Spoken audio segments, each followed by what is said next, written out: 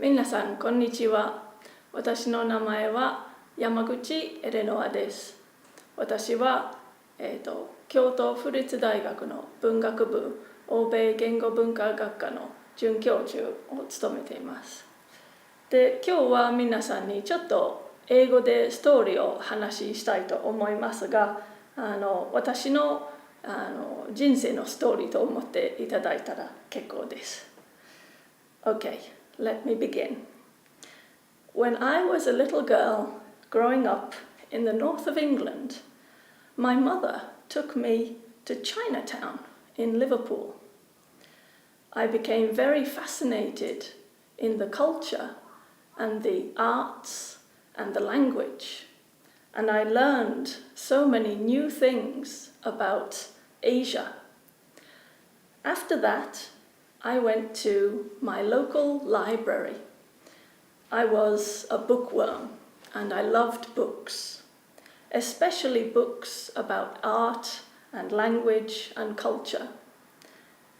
And I found some books about China and about Japan and Korea, and I became fascinated by the language and culture and art even more than before. So gradually, I started to teach myself Chinese.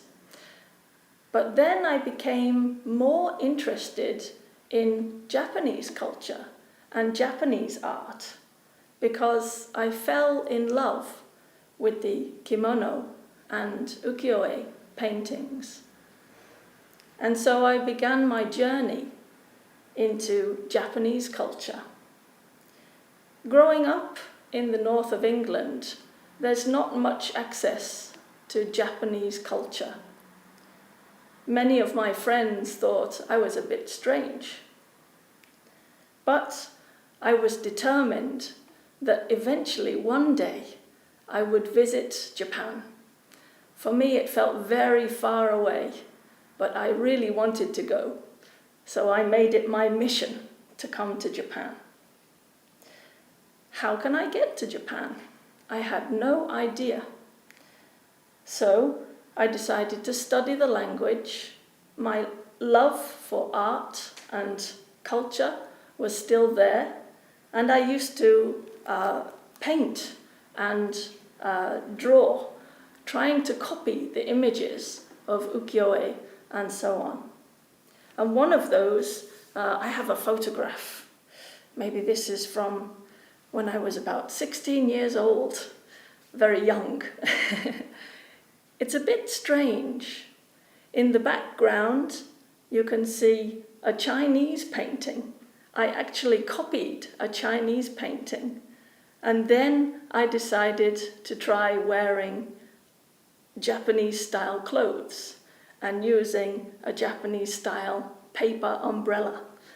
And this was my first entry into this kind of culture. I also was interested in making clothes, and I tried to make my own yukata. What do you think? At this time, I was about 18 years old.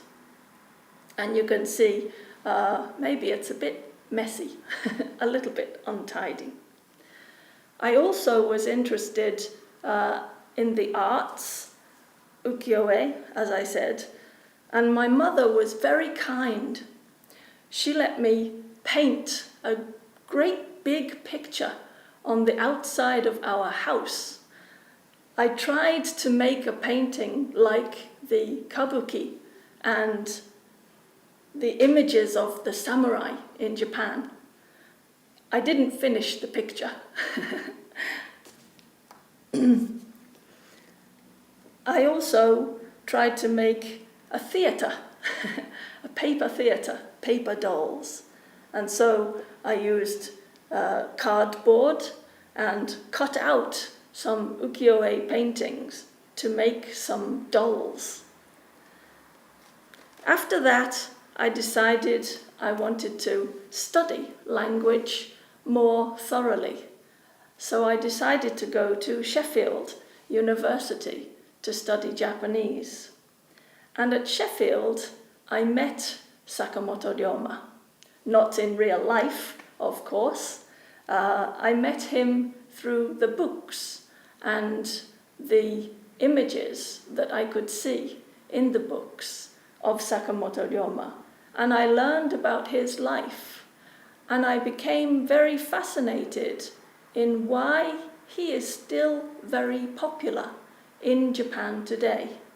So I wrote my graduation thesis, my dissertation about Sakamoto Ryoma and why he is still popular in Japan. After that, I got my chance to come and work in Japan. And I went to Aomori on the JET program. And there I was able to buy this great big book.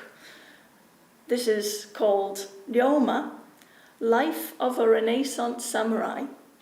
And this is by an American author, Romulus Hillsborough. And as you can see, it's a very thick book. But I read this story, and it's a kind of novel, an English novel, like the Japanese Shiba Ryotaro novel, Ryoma ga Yuku. This is a kind of English version, but a bit shorter. And so I became more and more fascinated with the life of Sakamoto Ryoma. And I wanted to study more about Ryoma. So after my time in Aomori, I decided to come to Kyoto to study. However, when I got to university in Kyoto, my professor told me, maybe Kyoto is a good place to learn about samurai, but Sakamoto Ryoma has been studied too much. So I thought, okay, I can't study Ryoma. Who can I find to study? And so I discovered another samurai who was a friend of Ryoma, Nakai Hiromu. And I studied about his life, and I learned that he went to Britain in 1866. And so I thought, this Nakai character, I can write about him. And as it turns out, he was a friend of Ryoma, and Ryoma suggested he go to England and learn about Britain. But he was not interested in English. He didn't speak very good English, so maybe he's not a good example for learning languages. However, he could write in Chinese characters, and he wrote many poems in Chinese. And so I decided to translate some of his poetry into English. And eventually I graduated, and I was able to find work. First I went to Aichi, and I continued my studies. Then I came here to Kyoto Prefectural University. And I'm very lucky because my office is in the Rekisaikan building. And just downstairs, there are many letters and other documents related to Nakai Hiromu. That is because he was Kyoto's 5th prefectural governor. Chiji desu ne. And so I was very happy when I got my job here. What am I doing here? How did I get here? I think all of my life has been a journey from my interest in Asia, coming to Japan eventually, finding Ryoma, and then coming to Kyoto and continuing my journey with Ryoma and learning about Japanese history and culture and art and language. And now I'm very lucky because I'm able to teach students at KPU. And last year I was able to supervise one of my students with her thesis about British female travelers in Japan. I said earlier that Nakai Hiromu traveled to England. So my journey is a little bit like the opposite of that.